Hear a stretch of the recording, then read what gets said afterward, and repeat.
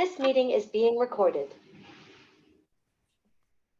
Welcome. You are listening to the EA View. This is Kristin Fontana, and I'm here with my team, Rav Chahal from London, England. Hey, Rav. Hi. Deva Green from Oregon. Welcome, Deva. Hi. And Rose Marcus from Canada, Vancouver, Canada. Welcome, Rose. Hello. All right, we are back. We're here to discuss the cultivation of Taurus today. And one of our favorite pieces of this show is to also discuss our favorite fingerprint of the month. So a soul who is expressing how they were created to a T via their fingerprint. And we will have an in-depth interpretation of that in a little bit. But we have other things to share before we get there. And given that it is the month of Taurus, it is May, and Venus is the ruler for Taurus, we think a lot about what holds earthly meaning. What holds earthly meaning? Venus, from a Taurus perspective, it's a ruler of Taurus. The inner side of Venus is Taurus, and I think about all of the senses, all of the simple pleasures of life, everything that feels good on earth is Taurus. What tastes good, what sounds good, what looks good, what feels good, all of the senses is Venus. The higher octave of Venus is Neptune, and so that's what holds ultimately meaning. But we are souls having a human experience, so we are impacted, directly impacted by our environments and our senses and how we pick up different energies in that way, in terms of, well, physical energies, the touch, the taste, the sound. And so it's important that we're having experiences that either ground us or support us and allow us to feel secure. Taurus is directly linked to our survival on Earth and what we need to survive, basic human needs of survival. And it is also about our inner relationship to ourself, how we feel about ourselves, how we take care of ourselves inwardly and the practical things in our life as well. How we take care of what we need in a very practical way is also Taurus. And the more we feel secure, the more we feel we're able to explore further within our journey. Like our bottom line, front line is our survival. So how we take care of these needs are important.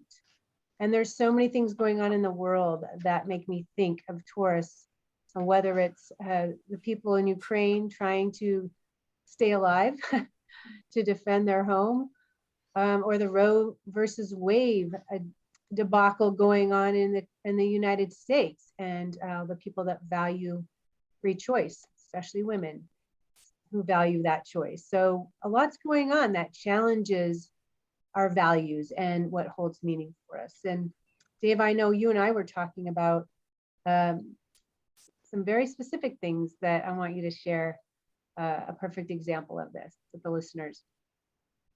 Yeah, one story that I happened upon through a news program is there were children who were on the brink of starvation, and the Ukrainians were able to, from the Russians, if memory serves, were able to rush in life-saving grains just in the nick of time, so that these children could survive. And I was thinking about nutrients and just what that small bit of grain and how quickly they were able to do that. Everybody united over that one survival need and that one value, and were able to make a big difference.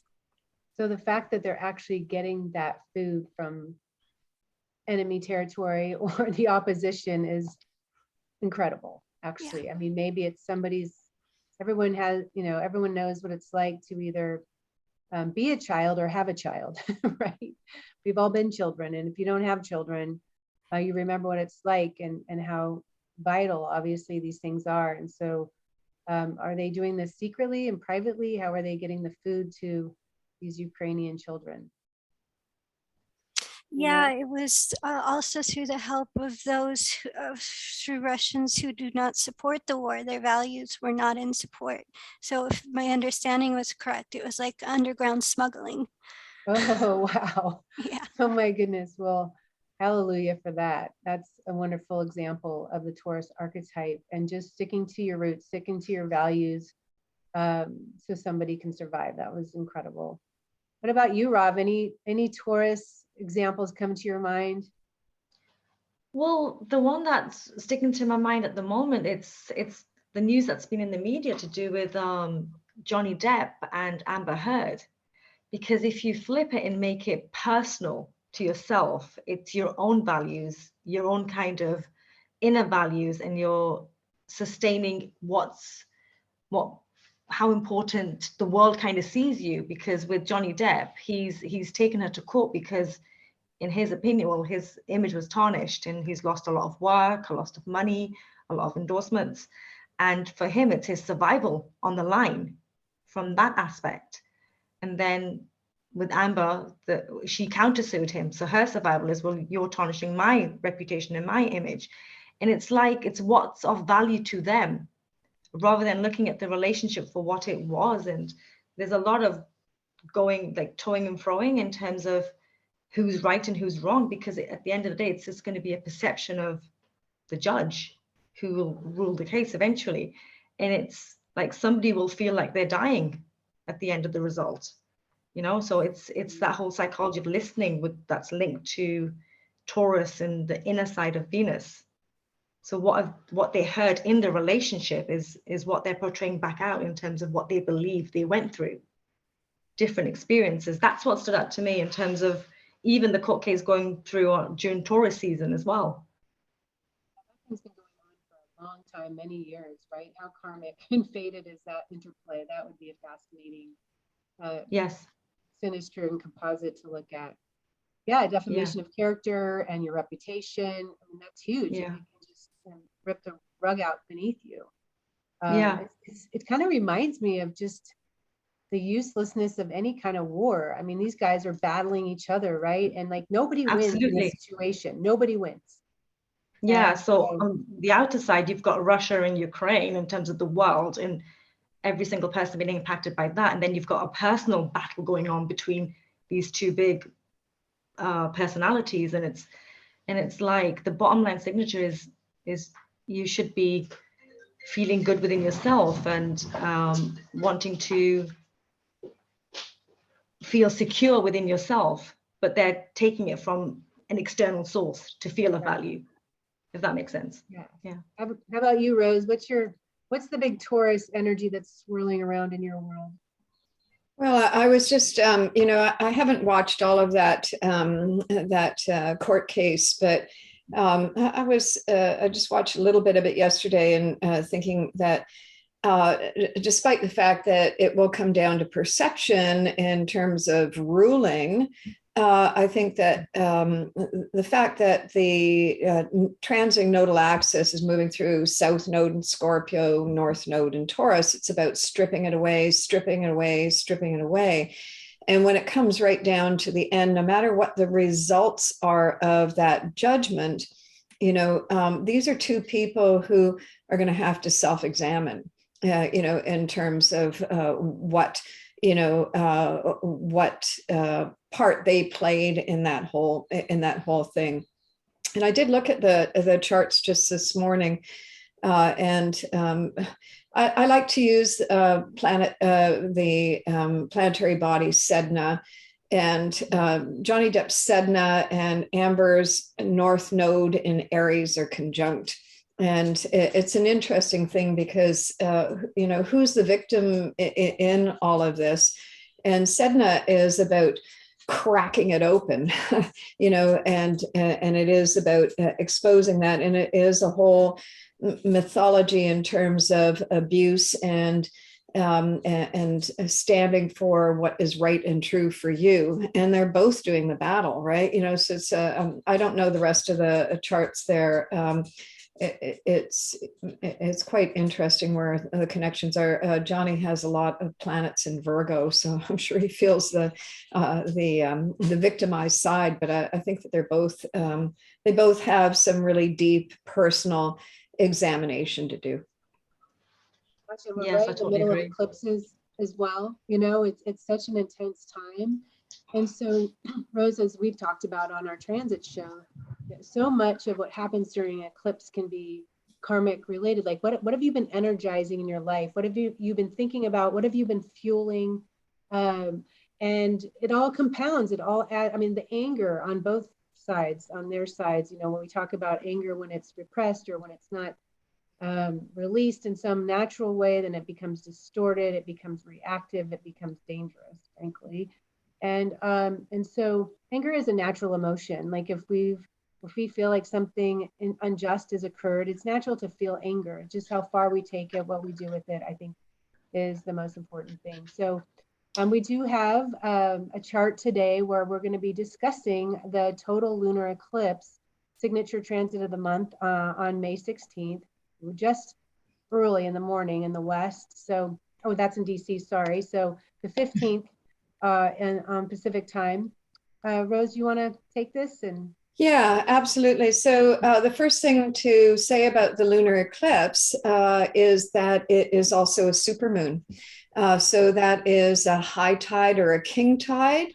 And eclipses tend to affect, you know, geophysical events and weather. So we may see something relative to that because it is a high tide or a king tide. And the totality of the eclipse, just to give you some background on the eclipse itself, is very long. 84.9 minutes for the totality portion, and the main, you know, kind of line that it goes through the totality is Eastern Canada and the US through South America, and that kind of the totality line runs right through what I perceive as being the Amazon rainforest. So, you know, interesting on that line. So eclipses are influential where their path lies, and then they're influential on how they are relating to your chart or a country's chart or so on, right? You know, so that's some background on that. And this eclipse, as you can see on the screen here, it is at 25 degrees of Taurus. And of course, we're in the month of Taurus. Sorry, I meant to say 25 degrees of Scorpio. And of course, we're talking about the month of Taurus, but this is the full moon or the total lunar eclipse of the month of Taurus. And a total eclipse will be the sun and moon, the luminaries will be in close proximity to the nodal axis, the south node, north node, as you can see on the screen here. The moon is just 3 degrees away from the south node, and the sun is just 3 degrees away from the north node. Both luminaries are in new phase to the nodes, right? You know, so we've got something, and we've just come out of, on the 30th of April was the solar eclipse new moon in Taurus. So between the solar eclipse and the lunar eclipse, there's a lot of action going on, right? You know, so we've got that dynamic. And a Scorpio moon is going to be stripping it away, stripping it away, stripping it away till we get to the bottom lines of what the essentials are, just as everything you were saying earlier, Kristin, about Taurus, what has value and meaning, and about the survival and so on.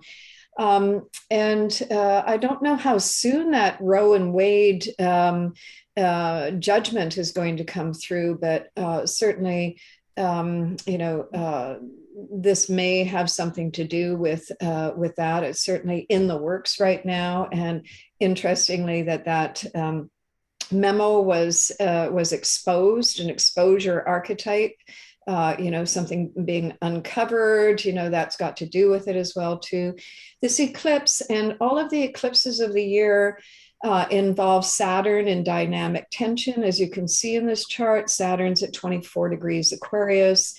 The moon is in a last quarter square to that. The sun is in a first quarter square to that. Saturn in Aquarius brings up things like politics. There's a lot of politics going on in the planet. certainly everything that's going on in Russia. It's like, the whole, I meant to say Ukraine, the whole country is being decimated, is being brought down to rubble. And Deva's story just a few moments ago, when you strip it right down to bare bones, bare attack, what is important? Our humanity is important, just that story of, then we stop, playing sides, and we just and we do what we can right at the moment. So it's an interesting thing to watch. Also with this eclipse, is fascinating. So I think that this eclipse, as eclipses will do, is that they will expose or uncover, and certainly a lunar eclipse or a full moon is going to reveal or illuminate or expose that which is already on brew, that hasn't yet seen the full light of day, right? So whatever it is that's in process here, eclipses are accelerators, they are catalysts, they are going to, and they often bring an element of surprise. So we've got all of that kind of wrapped up in this, being the nature that Saturn is squaring this eclipse. We can expect some kind of breakthrough, or some kind of breakthrough in consciousness for you if this eclipse is hitting on your chart in particular.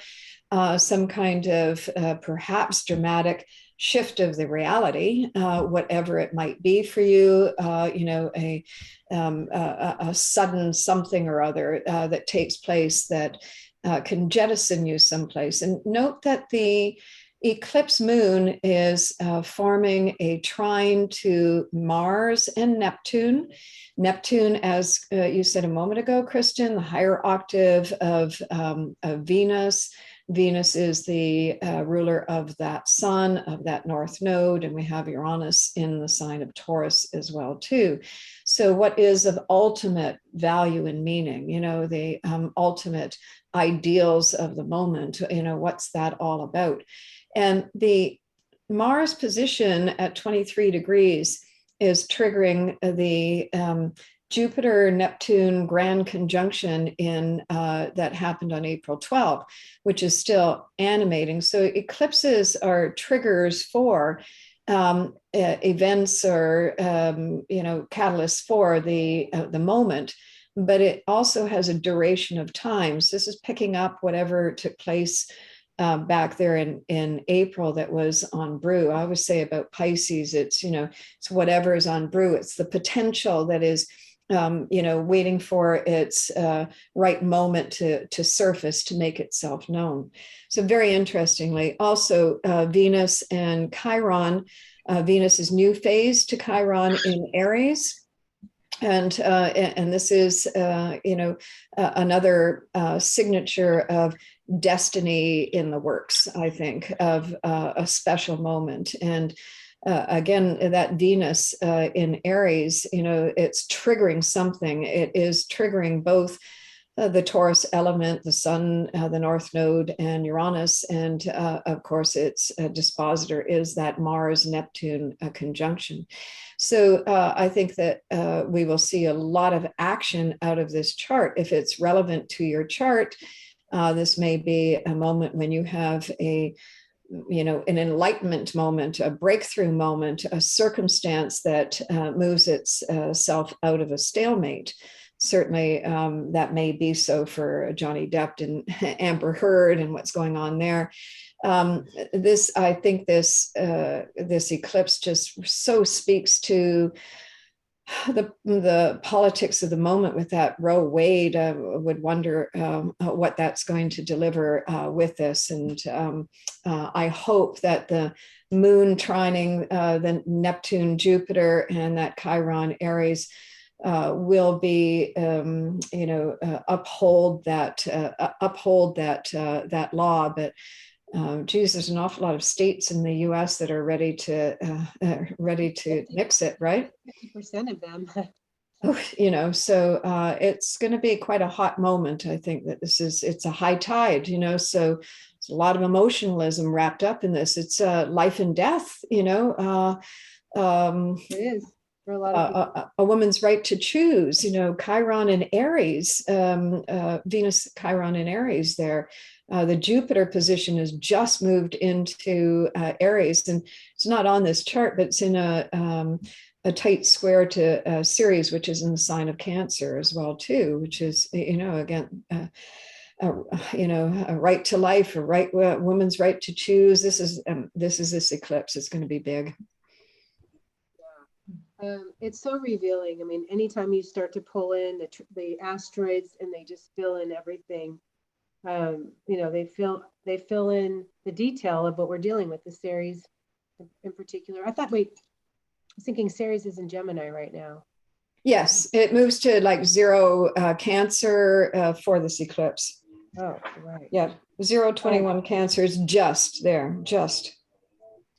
There was something I was trying to find, and I'll come back to it. But a lot of the pro-lifers care a lot about this particular issue, but when it comes to minorities or poverty or people in need or gay people, or where are they there? They're not defending those people, right?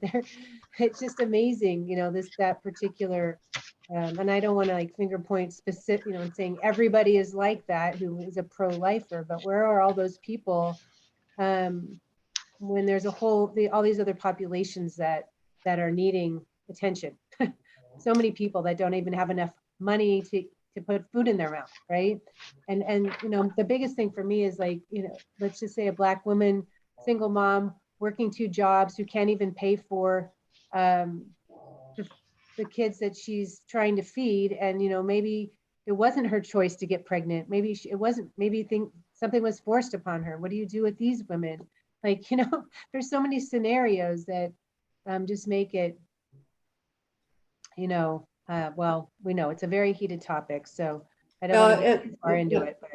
But so we shall see, but the luminaries are new phase to the nodes, so we hope that is a positive.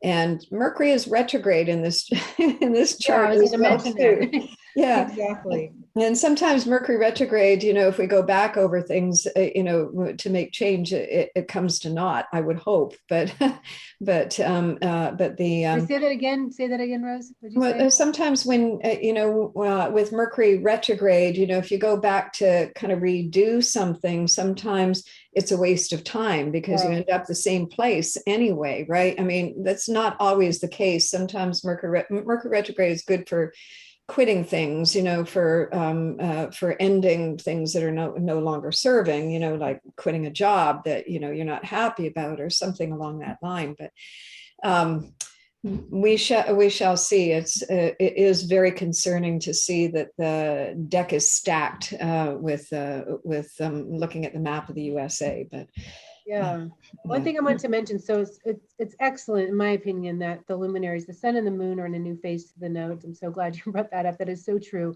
and that with the total lunar eclipse, it feels like something's culminating, right? Something's being exposed, and an illumination occurs. But there's this new beginning energy, which you don't always feel during a full moon, right? You don't feel that burst forward like you do on a new moon.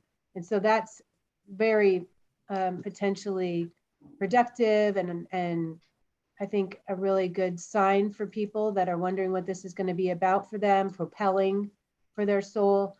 And also Uranus is actually forming a culminating conjunction to the North Node, which is the ruler of Saturn in Aquarius with the square to the node. So this is saying something absolutely has to change, right? Something's got to give. It's like a radical departure from the past. As I've said in one of our shows before, I think, Rose, anything that you're trying to hold on to that doesn't support the way forward, it will buckle, it will give way, it will come to the ground, and because it needs to. And so a lot of times we'll hold on to something because it feels secure, not because it's good for us. I mean, just this last week, talking to a client who's in the most toxic marriage possible. She doesn't even have a key to her own mailbox, doesn't have a key to the car, and yet does not want to leave this partner. Like, it is the most sadistic situation, and yet I still love him and I don't want to leave. So, I mean, already crazy things are happening to her physically, to her health. She's breaking out in rashes, and yet she physically cannot leave. And so what happens in these situations is you get forced out of the house, or you get forced out of the situation. And the body doesn't lie. It's going to tell you every time whether you're on track or not.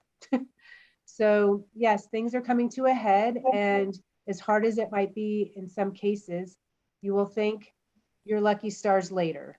You know.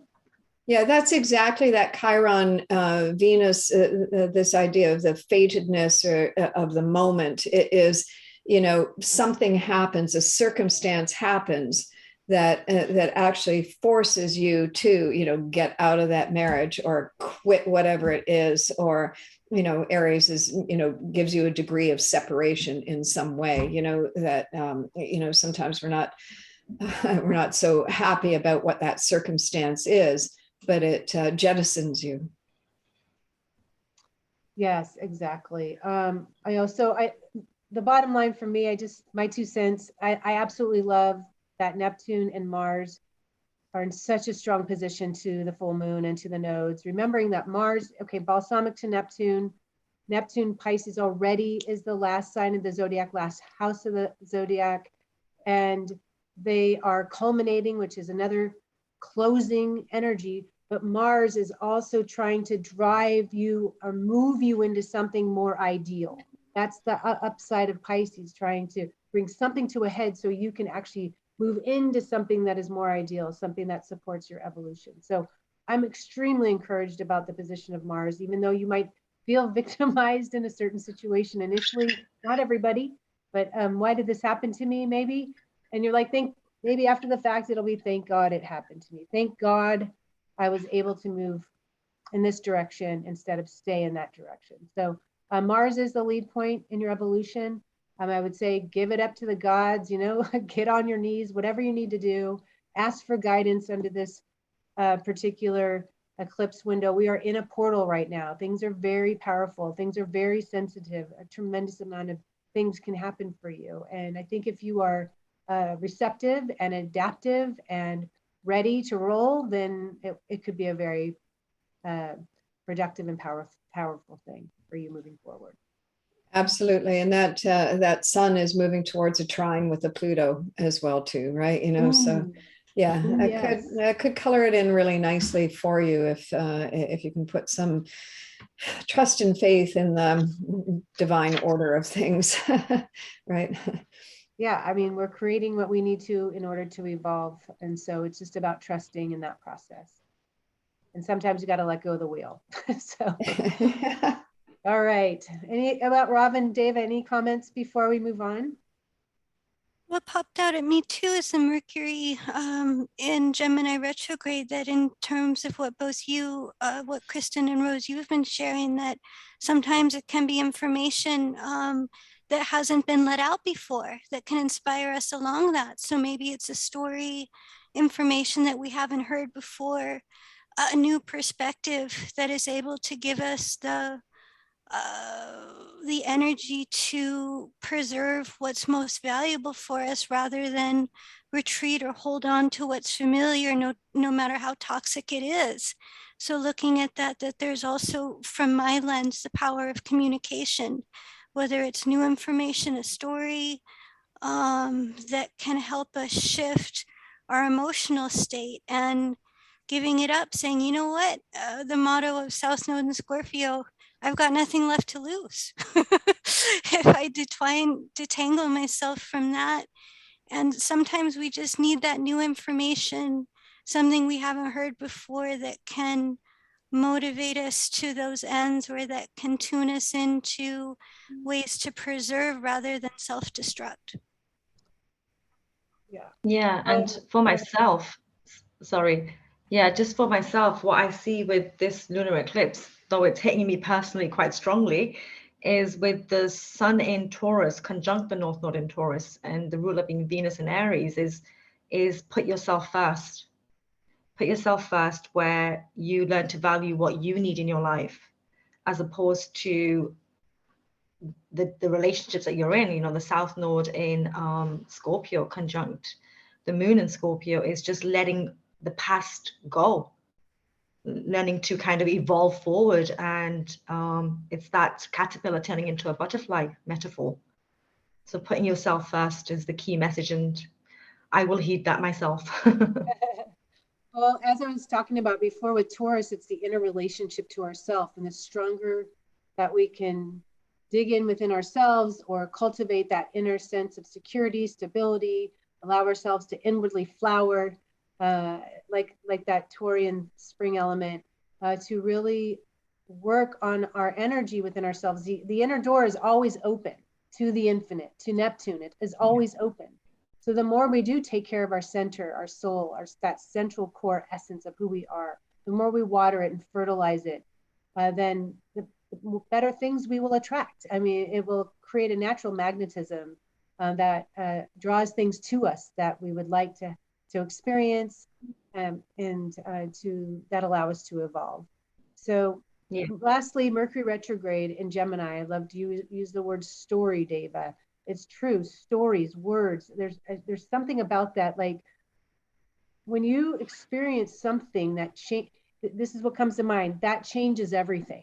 When you get new information, let's say you're looking for a home and you find out that the area you want to live has a horrible school district for your children. Well, that changes everything. We're not living there. I don't care how great that home is. We're going to look elsewhere. So information is incredibly important right now. It will change everything potentially this month. It will change your perspective of what you thought you wanted and allow you to go in another direction that does support you. So information is power this month, and allow things to play out. It may take till June. Rose, we were talking about that last time. You even mentioned as late as like the middle of the month, I think, not just because of the shadow of the retrograde, but there was something else going on. Do you remember? What was it? But it was going to take until the middle of June, I think. Yeah, it might have been Mercury coming back again over at shadow, I think. You know, in the middle of June, it'll be back at that position. So don't rush it or force it, and, you know, allow things to take their natural course. All right, we're going to move into our fingerprint of the month. And speaking of a Taurus energy, music is a universal pleasure for so many. We all live for music. Most of us love it in our lives. It's like a tuning fork for us sometimes when we play certain types of music. I know in the morning I like to play kind of yoga, meditation music at times, just to kind of ease me into my day. And if we want to feel inspired, we will play something else. And Adele is our chosen star this month. And Adele is just absolutely one of the most incredible voices I've heard in my lifetime. So, Rob, I think you've got the history on her, right? Yes. So, yeah, like you just mentioned, she's one of the world's biggest musical artists, and she's had record sales of like over 120 million. But just to start off with her early childhood, because that's kind of give her the kind of context of who she's become. She was born to a single mother in London, and her mother actually got pregnant with her unexpectedly. She herself was a college student and wanted to become a painter, I believe. So she had artistic ambitions herself. And with the pregnancy, she was also thrown out of her family home.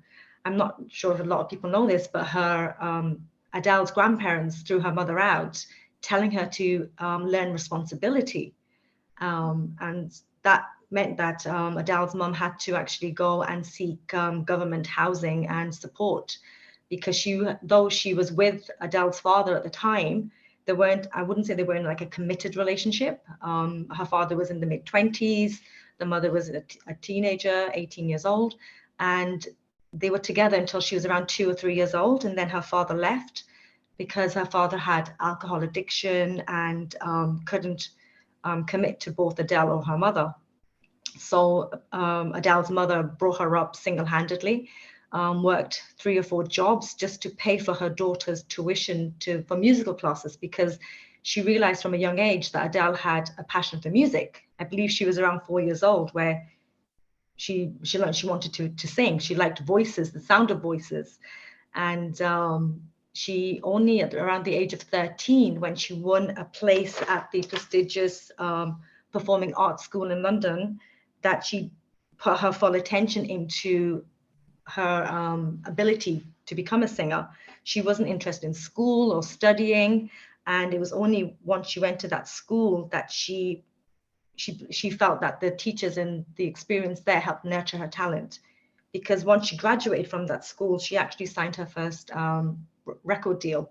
Hence, her 4 albums are all related to her age. How Her old was first she? album, yeah, How old was she, Bob? Remember? she was 19, because her first album was titled 19, Oh, and that right. album was released in 2008.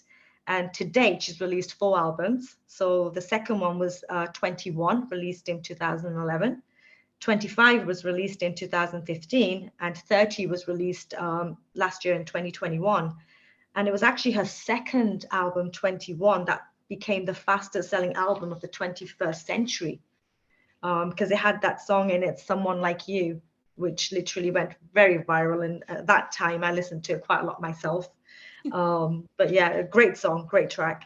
And she's broken so many records, like 15 Grammy Awards, 16 Guinness Book World Records, 12 Brit Awards, and 18 Billboard Music Awards. She even has an Oscar for writing the song Skyfall, for the movie Skyfall, the James Bond movie. And not many artists can say that they've won an Oscar, musical artists. Right. Yeah, so with her life, just going back to her, because her music came into her life quite early on in terms of her success. She's had to grow up in the media as well. So we've known about her relationships. Well, of course, she's written about them in all her albums. You know, it's a form of therapy for her, by the sounds of things. She met her ex-husband in 2011, and she actually then had her son in 2012. And what's not known is that she didn't marry him in 2012, as everybody believed. She actually married him in 2018 and then divorced him 1 year later. So a lot of people thought she had a long marriage, but she actually had a short marriage. And there was in her album 30, she actually specifies that she needed to get out of that marriage because of it was something that she felt wasn't right for her. So she did it for herself. She had to put herself first. That's some of the lyrics that she mentions. And even to now, it was her 34th birthday only a couple of days ago. And she put up an Instagram post, and I have got the quote here. She put up a post, and this is what she said: "What a difference a year makes. If time keeps healing and smoothing out all the creases in my life, like it does as the years fly by, then I can't wait to be 60. I've never been happier. So many lessons, so many blessings to be grateful for. This is 34, and I love it here." And she just, yeah, it's just, and that for me, as we will discuss, we can see that attribute in her chart, her Taurus nature of self-worth, putting herself first, knowing what she values and what she needs to be able to actually live her life. So yeah, and another fact that I only found out while researching about Adele was that she suffers quite highly from anxiety. You know, she's had it most of her life, and she mentions that every single time she has to perform on stage, she's a wreck. And interestingly enough, she only lost the weight recently over the past few years to overcome her anxiety. It had nothing to do with self-image, what the world thinks of her, how, you know, she should be a certain size in the media, etc. It was all to do with how it made her feel. And she said that working out made her feel better. It helped her anxiety levels. That's why she worked out.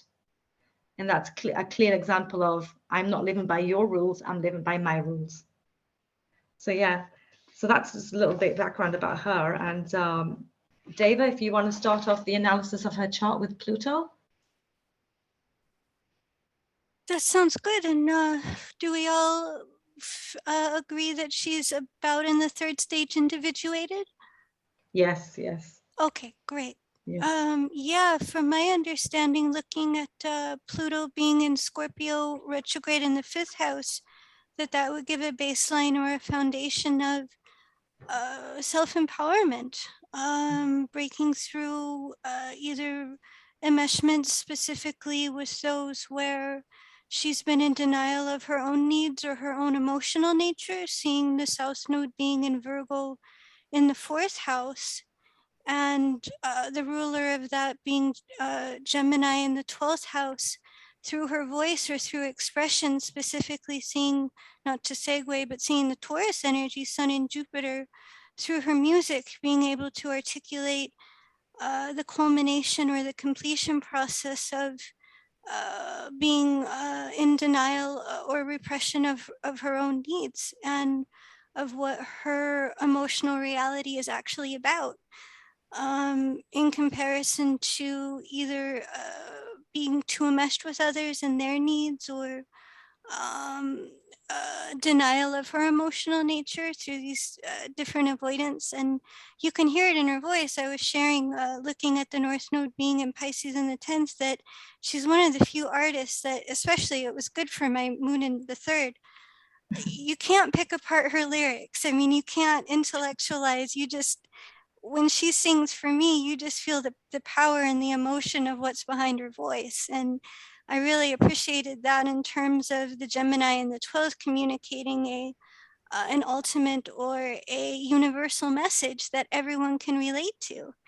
And seeing the North Node, or seeing the polarity point then being in Taurus in the 11th, liberation, deconditioning, identifying her values and self-reliance, her own inner relationship to herself, that essentially she was cultivating her own sense of self-worth and her own, via 5th house Pluto, self-empowerment, to say, in my view, the heck with this, I don't need this anymore. I can step into my own power, so to speak, or I can step into my own self-worth and blast it the way that only she can. And looking at the ruler of that being Neptune in Capricorn in the 7th retrograde, coming out on her terms, in terms of 7th house being able to play a role or to structure herself along the lines that was in balance or harmony with herself and those around her. So knowing that there would be expectations from others, and how can I then meet that in a way that's most authentic to myself, seeing the North Node being in the 10th and the Neptune in the 10th, and essentially coming out on stage in the process of coming out there in ways that were absolutely just herself, with no veils, with no wraparounds, with no anything hiding, seeing the Pluto being in Scorpio in the 5th, coming out as essentially as herself, regardless of what anyone would say. And the lyrics that, for me, my favorite Adele song is Fire to the Rain. And one of the beautiful lyrics that I see in her chart is, I set fire to the rain, I threw us into the flames, and as it fell, I knew something died, because I knew it would be the last time. And looking at those lyrics in terms of throwing it all into the fire and being able to tune into our own sense of self-worth, and being able to throw all those, with Mercury in the 12th, delusions about others, what maybe they held for what maybe they symbolized for her in terms of security, or images of herself, and out there on the stage, Mercury, or seeing the on the 10th house, being able to bring that universal message, or that message that we can all relate to, in a very matured, or in a very self-authentic expression. So essentially, from my lens, by throwing it all into the fire and being able to preserve, or then to self-nurture, she was able to then blossom to her fullest, or she was able to then reach a potential that she was never able to otherwise reach, seeing the North Node being in Pisces and Neptune being in Cap in the 7th retrograde. Yeah, well, just adding on from that fact, Deva, if you look at her Pluto retrograde in Scorpio, it actually rules her 6th house, which conditions her natal moon in Sagittarius in the 6th house. So her emotional kind of identity was always going to be through creative expression and the power that she had, and being able to kind of overcome that insecurity that you mentioned with the South Node in Virgo in the 4th house, because we can also see that the moon in Sagittarius squares the nodal axis. So in evolutionary astrology, we know that's a flip-flopping signature, where she's been flip-flopping between understanding with the moon representing the emotional ego, the self-identity. It's like she's not been able to truly understand who she was, like her place even in the world, in terms of how she wanted to be in the world. I would even go as far as to say that she probably has even tried to be a singer in a recent past lifetime, but hasn't quite reached it because of that 6th house Virgo energy of not being good enough. I need to be better. I need to, just tick all the right boxes, but not knowing that all she needed to do was be herself, which is her sun in Taurus in the 11th house, and liberate, like you mentioned. And the resolution node for her moon in Sagittarius in the 6th house is the South Node in Virgo in the 4th house. So inner emotional security.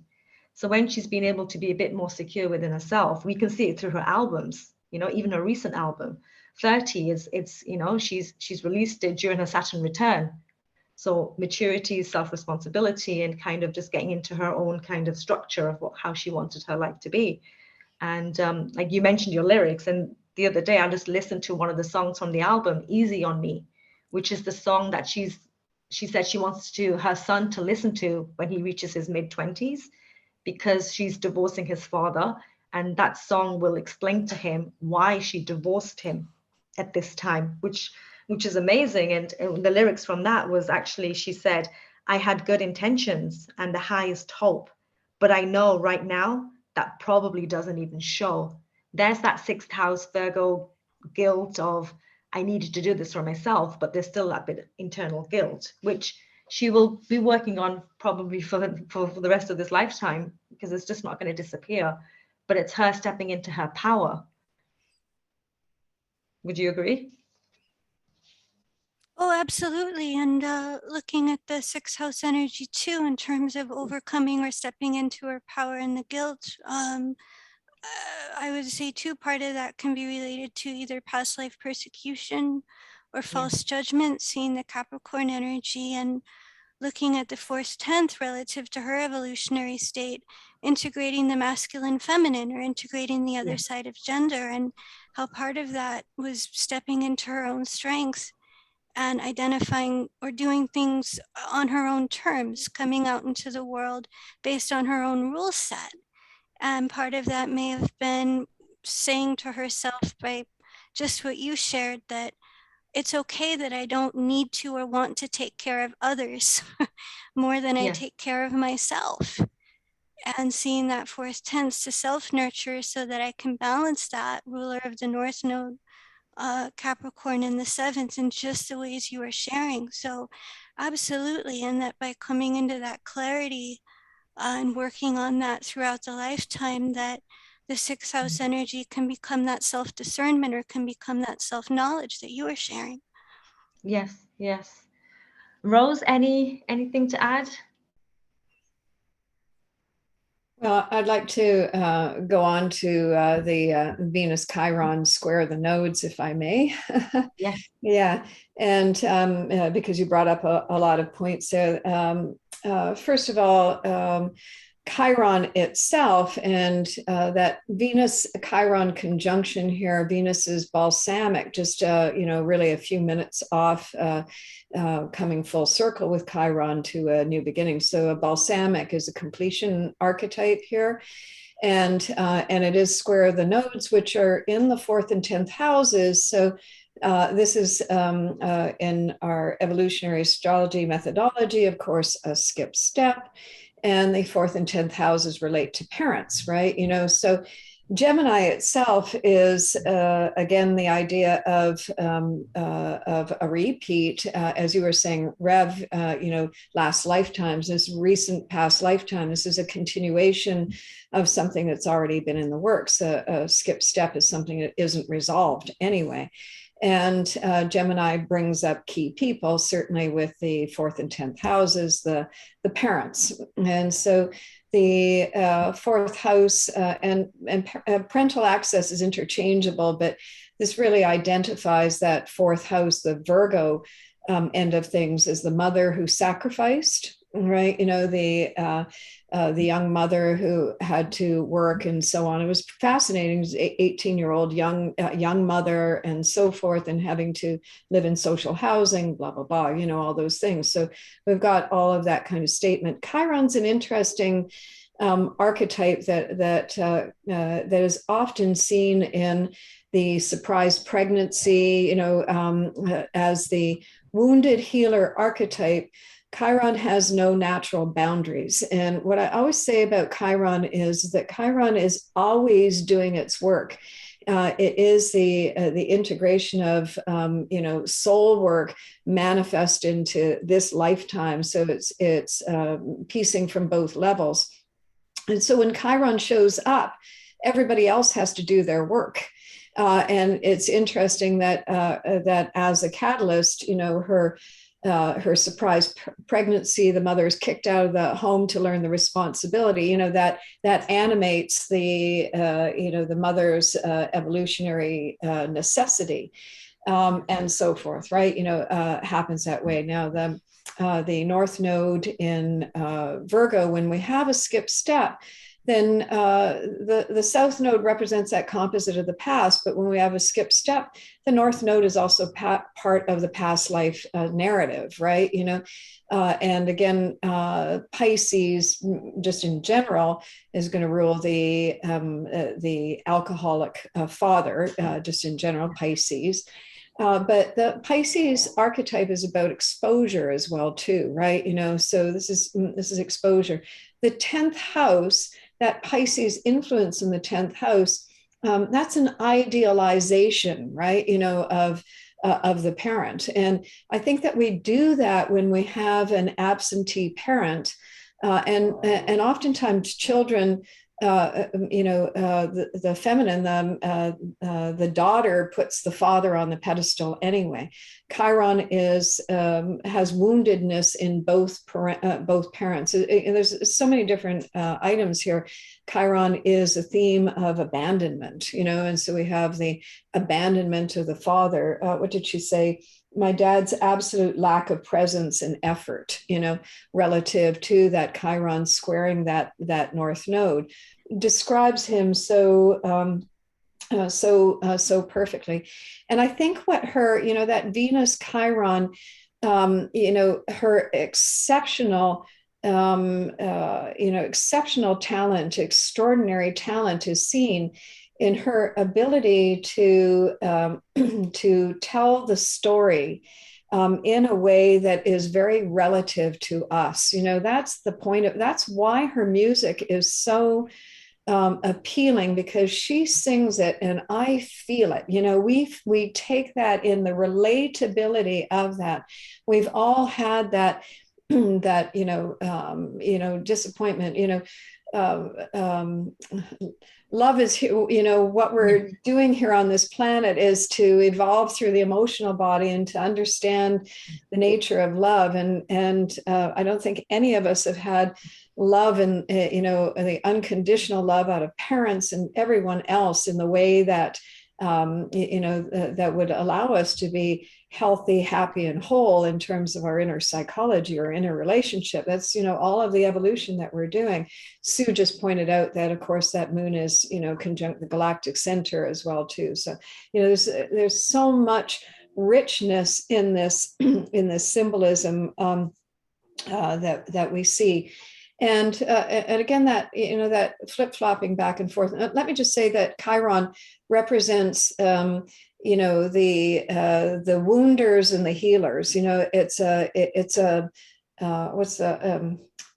kaleidoscope of those kinds of people showing up in your life. her mother married someone else, and she had a stepfather that encouraged her music and bought her first instruments and so forth. So we see, how a surrogate father stepped in to assist her and support her to her path. But I pulled out a song that so describes the Chiron Venus woundedness relative to the nodal axis being in the fourth house, the parental axis. In the lyrics, this is "I Drink Wine." I didn't even know this song before I looked it up. How can one be, the first lyrics are, how can one become so bounded by choices that someone else makes? It's the enmeshment piece right there, right? How come we both become a version of a person we don't even like? And this is, the idea of Gemini, of mirroring, behavior and the distortedness of our wounding and pain, with a Pisces angle, and relative to 12th house as well too. One of the ways that Pisces is a wounder is by leaving a relationship before you get hurt, right? Taking yourself away. And her shame and her fear, like leaving the marriage, and the shame and the guilt that brought because of expectations, right? Expectations, ideals of the 10th house, of the way you were supposed to be, the way marriages are supposed to be, the way commitments are supposed to be, and all of these different kinds of things. We're in love with the world, but the world just wants to bring us down, putting ideas into our head that somehow correct our hearts, right? The lyrics go on, why am I seeking approval from people I don't even know? Because I need some substance in my life, something real, something that feels true, and so on, right? The lyrics of this are like, you have to read them all, but this skep step, she had what's the word I'm looking for, estrangement from her father, that north node in the 10th house. And when he became sick just before he died, she reconciled with him. And what did she say? That that we found our peace together. That again, the alcoholism took him away from her, but and had influenced her adult relationships. That's projecting onto partners and so forth. I felt a huge gaping hole, but we forgave each other. We found our peace together, and then I played the album for finding peace together. That's that. The North Node in Pisces resolution relative to the Neptune in Capricorn. That's doing it together, healing together, forgiving together, being together. So the resolution of the skip step is integration through that North Node. And it was accomplished at the end of the father's life. So that speaks very well to the advance of this skip step. And one other thing to say about that is, in terms of the mother archetype, she says her mother is her best friend being a Gemini archetype, and so this it seems a continuation from past lifetimes, coming in with that wound from past lifetimes. And yet it appears that she has done resolution with this to date. Yeah, Rose, that was brilliant. And it's just the fact that you pointed out how sometimes, well, not sometimes, all the times in EA, it's sometimes very clear where her South Node, like you said, the mother, North Node, the father, how they were both an integral part of her evolutionary journey in this lifetime. And they've very likely been in each other's lives many lifetimes before, hence being those key players. And even with her father passing away last year, I believe it was, she would have had that Neptune quite just gone over her 21 degrees Pisces. So you would have had that Neptune transit going over that house and just kind of adding that that kind of oneness energy in terms of looking at him from a soul perspective. And she isn't band soul, we can see that. And releasing that victimhood from that South Node in Virgo in the 4th house, and even that moon in Sagittarius in the 6th house, and kind of being at peace with herself, because she most likely knew she needed to do that to be able to move forward in her own life. Absolutely. It's brilliant. It's a brilliant example of the EA, Yeah. isn't it? Yeah. Yeah. Yes, It's lovely. love it. Kristin? Yes. All right. Well, I'm tackling a couple asteroids that are really relevant for an empowered woman. And the original Lilith in her chart, obviously in Leo, not a surprise, perfect. And I just see her as a messenger for the heart. So her original Lilith is in the 3rd house. She's a messenger. It does square her sun sign in the 11th. I think her lyrics and her voice really reaches people that have been traumatized and through hard breakups and everything else. And I agree with all of you who've said, when you hear her music, you feel something. I mean, you really feel something. It's not just you're thinking about anything. You're just feeling it all over again. And I love her voice. It's so gravelly. Whenever I hear gravelly, deep voices, they're earthy. It's just, it's grounding, it's strengthening. Even if they're singing something about something painful, it's just so grounding and strengthening and rooting. It's just like, yeah, you're just getting all the way down to the bottom of something, to the root of it. And I always see a strong Capricorn signature when I hear, especially a strong voice for somebody. And in her case, she has Saturn in Capricorn retrograde, and that's conditioning every other planet in her chart. So it's that wrapping, it's that and it's retrograde. So she is trying to throw off the conditioning and all these old family stories from the past. She's rebelling. She's on her own. She's learning for her own self what it takes to honor what's true for you and to not apologize for it.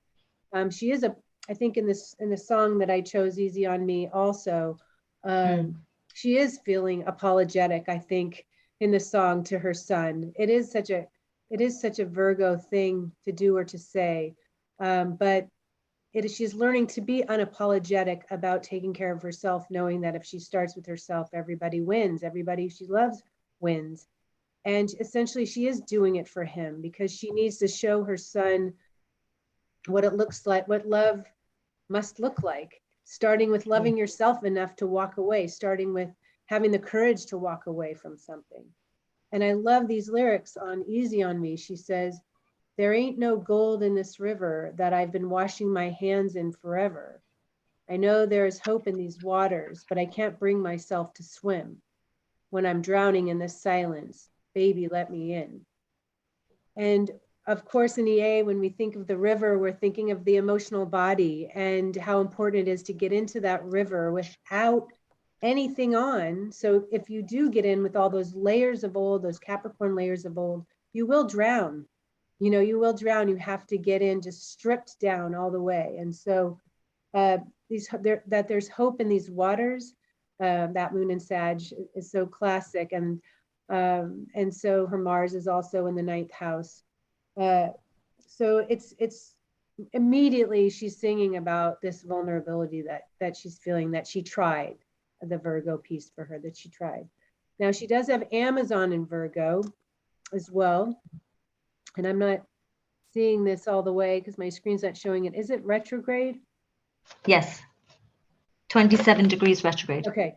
Right. That's what I thought. I just couldn't see the symbol there. Yeah. And close to the South Node. And so, this is the ruler of her Amazon is Mercury. It's restated again at 0 degrees in the 12th house. And it is conjunct her North Node of Venus. And so, of course, the music is coming forward. She is a messenger. She is a healer through her music. The way that she actualizes her original design is through her voice, is through her music, is through this emotional body, is through the suffering, is through the pain. That's how she empowers other people with her music. That's how she leads everybody back into the river. She leads you right into the river with the first note, with the sound of her voice. It's not even the words that she's saying.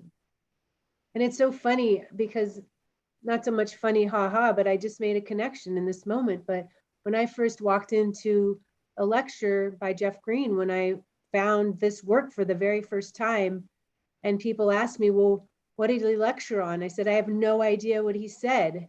I only remember how it felt. Yeah. It's the same thing. It's like you're just penetrating through that layer, through the mental, everything, and just going straight to the center of what you need to feel. We evolve through these waters. And she has an art and a way and just a natural capacity to lead you into the pain and out the other side with a healing experience of just from sitting with her music. So Yeah, those are my thoughts. She has such a powerful voice, even when she talks. There was a on YouTube, Vogue magazine do a short interviews with celebrities and stuff, and they did one last year with her, 73 questions with Vogue, and it was with Adele. And I've watched it a few times, and I watched it just to research a bit about her chart as well. And I could listen to her all day. It's like listening to a friend. She's just very, I'm going to use the word normal. She just seems very grounded. That's the right word, grounded. There's your sun in Taurus. Just she's completely funny too. She's very funny. Yes. She's got a great sense of humor.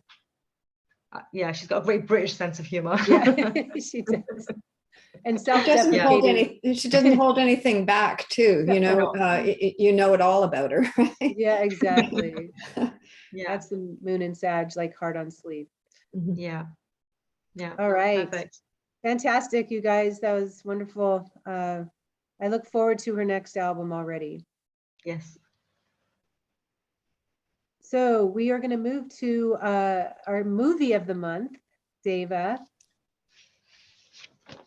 Yeah, I thought this would be a great documentary to talk about for Taurus. It's a documentary called Kiss the Ground, and I loved it because it was really informative and valuable in terms of how it showed these different ways of farming, and mainly it was about how to farm in a way that doesn't destroy the soil. And that by a specific type of farming, I think it's called tilling, that it was actually taking the nutrients from the soil. I mean, if you let's say by getting chickens, different natural ways to tend to the ground, or to not exploit it, but rather to preserve its nutrients, that it would produce a lot more than if you would do it in a way that people at first thought would produce more through the tilling. And so essentially it was promoting the aspect of preserving the ground, preserving what's in the soil through non-exploitation, through preserving these really natural ways of working with the land, and also how to consolidate our resources. That they were talking about different things that we can do every day to help preserve what we have now. And one of the best examples I can remember is in San Francisco. They actually have made a third bin for composting that everybody can have right in your own home. And so it's ways to contribute, or ways to preserve our resources that are very practical, very Taurian, every day, and that promote the idea of a little bit can be a lot. And one of the stories I saw too that was great was a farmer who was at first tilling the soil, and he almost went under because he wasn't able to produce. And then he researched these different ideas, and he was able to slowly but surely farm in a more natural or organic way. And everything replenished itself, and he was so inspired by it. It became such a cherished value for him that he went around and he put on different workshops for people that would listen about. And he said that going into some of these rooms, that there he was with these real traditional farmers that he could tell, he was going to be a tough sell, but he was going to stay very self-determined, or persevere, and he was going to share this new information because of how much he valued it. And he said, you win some, you lose some, but I know I got some. And so I just, from my lens, from the Taurian perspective, that it's a great documentary on how to preserve our resources in real simple ways that we can all do. And the value of preserving a natural way of being with the land. Dave, I saw this as well. It's excellent. And there's one bit I wanted, maybe you can help me with. I remember they had a shot, NASA took pictures of the US. There's different colors that it shows when, is it nitrogen leaving the ground or when all the tilling is happening at a certain time of year? And it literally was showing you pictures of what happens to the earth when there's too much tilling that's happening. And to show you how much, what are they losing? I'm trying to remember what was happening. Carbon? Carbon. Right. So, you know, we need trees in order to keep everything in balance, and we need to take care of the earth in certain ways so things are in balance. But the visuals in this movie are incredibly powerful. I mean, a picture does tell 1,000 words. So I highly recommend it as well. All right, well, we can move to our final message today. Cultivation, plant your seeds. I like that. Beautiful. So I wanted to share this wonderful thing that I just recently came across watching a show in nature about a very special tree in South America near in the Namibia, Zimbabwe region. There is a tree called a camel thorn tree, and its roots are so deep, it does not require rain to survive. It's a beautiful tree. It creates this canopy. The giraffe love it. There are certain kind of ear-shaped pods that with seeds that are produced on it for herbivores that can get food from this tree and shade under the tree in the heat of the summer. And it was such a powerful reminder that, you know, when the roots are so deep within us, when we can access within the inner waters, the inner emotion, the inner sustenance, the connection to spirit through that open door. We don't need the rain outside of us. We don't need the feedback from outside of us.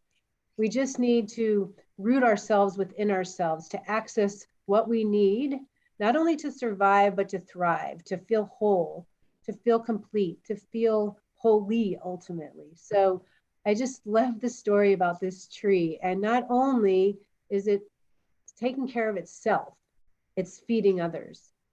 And, you know, all these animals come to this tree for shade, for protection, for sustenance. So by feeding yourself, you can also, your energy can feed others because of how you are taking care of you. All right. So thank you so much. This Taurian journey was just wonderful. Rav, Deva, and Rose. The simple pleasures, definitely one of them. It's springtime here, but not in Australia, really. Okay, so we're just moving to the end here. Just gonna, that's my inspirational message that I just shared. But if any of you are interested in learning more about evolutionary astrology, well, here's a book that we participated in, and that's available on Natural Astrology. Linda Johnson, who we miss so much, helped to spearhead this project and compile this wonderful body of work. If you're interested, grab a hold of this book. And there is a correspondence course where you can get a hold of the original teachings by Jeff Green from the first school ever taught in the 90s. And there's a message board on this website as well where you can post questions. So we welcome you there if you've not checked out the website. So we will be back next week to discuss Gemini, the archetype of Gemini, and a fingerprint of the month as well. Until next time, happy spring and namaste.